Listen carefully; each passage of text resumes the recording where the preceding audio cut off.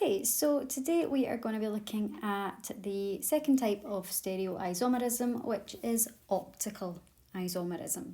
So optical isomerism occurs whenever a molecule contains a carbon atom with 4 different groups attached. So that's absolutely critical.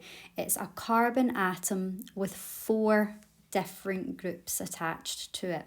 So if we were to look at a little example of a carbon atom with 4 different groups attached, we could maybe do something like this. So take our carbon atom. I'm going to pop a hydrogen attached to it. I'm going to pop a methyl group, a CH3. I'm going to pop in a chlorine. And then finally, I'm going to put in, let's do a C2H5, an ethyl group. Okay, so and what I'll do is I'll actually make that bond a dashed bond. So key thing is here, we have to look beyond the first atom that's attached to this kind of central carbon atom, because just because we can see on the left hand side we've got the carbon bonded to a carbon and then 3 hydrogens, and then on the right hand side we've got that carbon bonded to a carbon, but that carbon's then bonded to another carbon. So those are classed as different groups. It's not just the atom that's directly bonded to that carbon.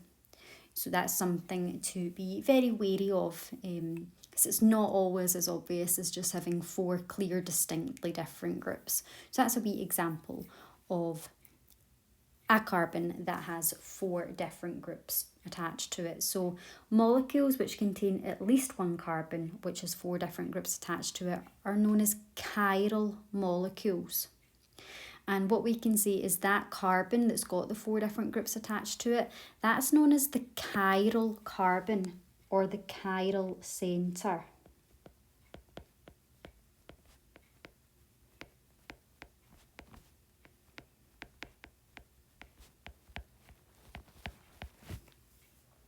Okay, so the difference between optical isomers is very subtle.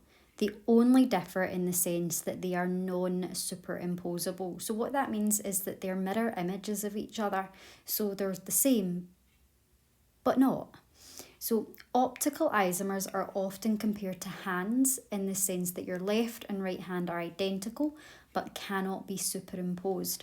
So you can't wear a left-handed glove on a right hand and vice versa. So think about the gloves that maybe have like the little grips on the fingers. One of those will only go on your left hand in the correct way, and then the other one will only go on your right hand in the same way. If you tried to put them on opposite hands, the grips would be facing the wrong direction. So if we have a wee look at how we can kind of look at the difference between our optical isomers, what I am going to do is I'm going to pop a kind of plane of symmetry down the side, down the middle here. And I'm going to look at drawing my first chiral carbon. So let's just make this one, we'll just keep this one as the same as the one that we've done previously actually.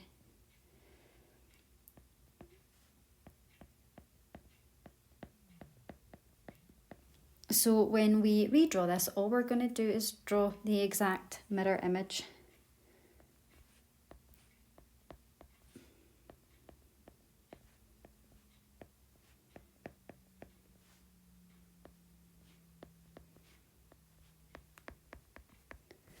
Which will look something like that there. So, unlike geometric isomers, the physical properties of optical isomers are identical. So identical that their existence was not discovered until relatively recently. So these optical isomers, which we also call enantiomers, and I'm actually going to write that down. I'm just going to put also known as enantiomers. That's just a phrase that sometimes crops up in past papers, so I think it's important that we know what an enantiomer is. It's just another way of saying an optical isomer. So these optical isomers are so identical that they don't have different chemical properties. So they'll have the same boiling point, the same melting point. They will have everything about them will be absolutely identical. There will be pretty much next to no way to tell them apart. But our bodies are sensitive to optical isomers, so our bodies and the receptor molecules on our cells can actually tell the difference between optical isomers. So there was a case of a drug that was given to pregnant women called thalidomide, and thalidomide was a drug given to treat morning sickness. Now, at the time, thalidomide has a chiral carbon, and they didn't know about optical isomers at this point, in that you would actually have two different thalidomide molecules. Now, one of the thalidomide molecules did treat the morning sickness. The other thalidomide optical isomer caused severe birth deformities, so babies born missing like a limb or missing part of a leg, things like that. So it was a pretty kind of serious thing. So in terms of optical isomers, although chemically they are identical, in terms of how our body receives them, they are not. So whilst the physical properties of optical isomers are identical, the response they have on the human body is not. Living systems are sensitive to optical isomers, as only molecules with the correct shape can bind to the active site of a receptor or enzyme. They often fit one optical isomer but not the other, and here is that thalidomide molecule. So having a wee look at this molecule here, if we are trying to identify the chiral centre, the carbon atom that's got 4 different groups attached in this molecule here, then it is best to start to draw in some of the carbons. Now, any carbon that's got a double bond cannot have 4 different groups attached, because 2 of those bonds are going to the exact same thing. So none of the carbons on this benzene ring here are optical isomers. None of them. These 2 carbons here are doubly bonded to an oxygen, so those can't be optical isomers. Same with these 2 carbons here, they can't be optical isomers either.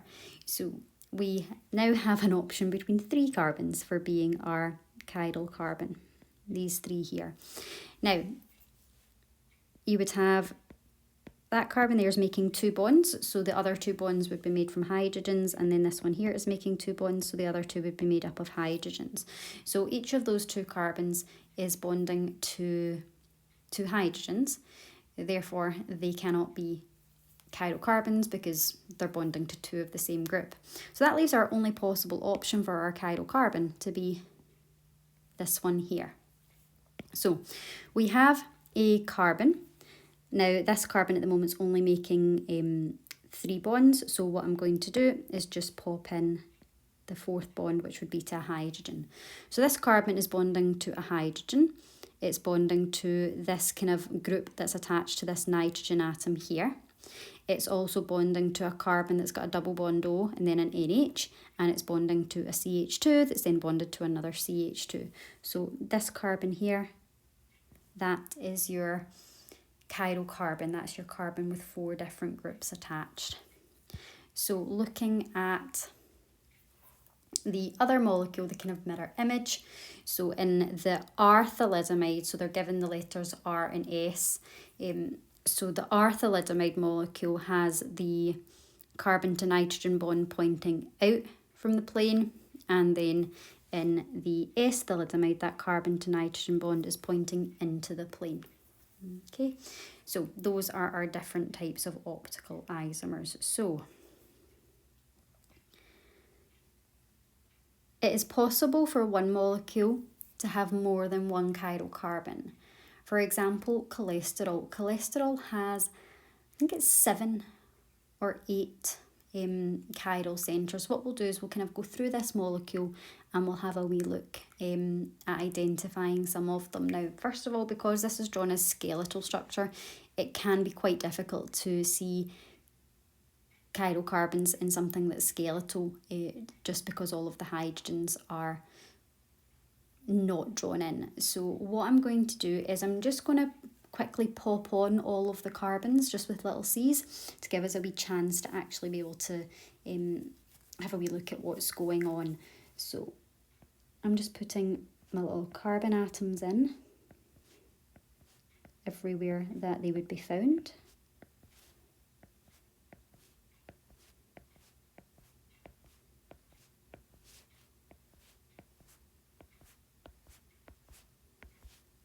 Like so. Now, any carbon atom that has a double bond cannot be chiral carbons. So we have a couple of carbons at the bottom here that can't be chiral carbons. So we've got this one here and this one here where I've just put those tiny little blue dots. They definitely cannot be chiral because you've got a double bond. Now, also any carbons that have more than one hydrogen on them cannot be chiral carbon. So what I'm going to go and do now is I'm going to pop little sticks just to show where the hydrogens would be. I'm not going to draw the hydrogens in because that'll make it look very, very messy. But starting at the right hand side of the molecule, this carbon atom would have 3 hydrogens attached, so cannot be chiral. This one would also have 3 attached, so that can't be chiral. This one here would have 2 attached, again that can't be chiral. And we can say the same for the next 2 in that line of carbons. Then looking at this one at the top of the molecule, that one's got 3 hydrogens attached, so again that can't be chiral. Now we've got a carbon atom that I'm actually just going to circle just now, this carbon atom here. So let's have a wee look at that. So at the moment that carbon atom is making 3 bonds, so let's put in a 4th. I'm actually going to draw that hydrogen in. So having a wee look, that carbon is bonded to a hydrogen.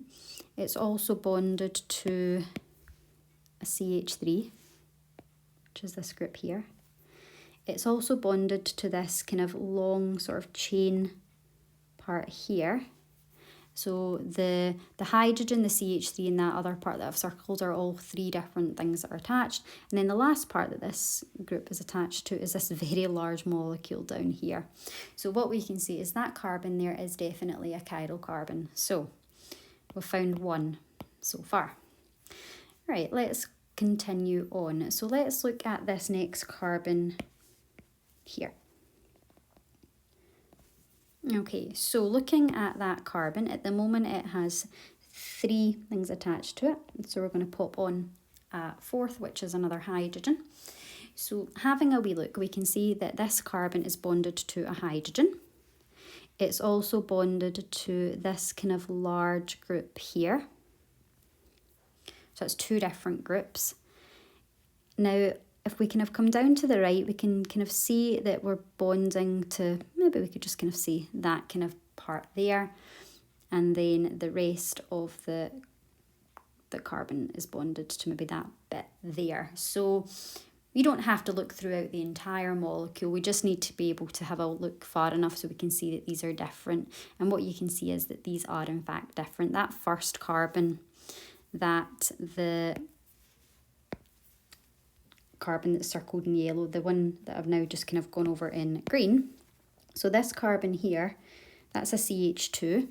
And then if we just look at the left hand side, that carbon there, that's a C with a CH3 and something else attached to it. So those are very different. So we've found another chiral carbon there. And you will just kind of continue to go throughout the molecule looking for things like this. Now at no point will you be asked to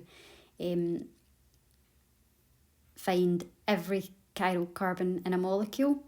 You would be asked to find 1 chiral carbon in a particular molecule. It might be that that molecule only has 1 chiral carbon.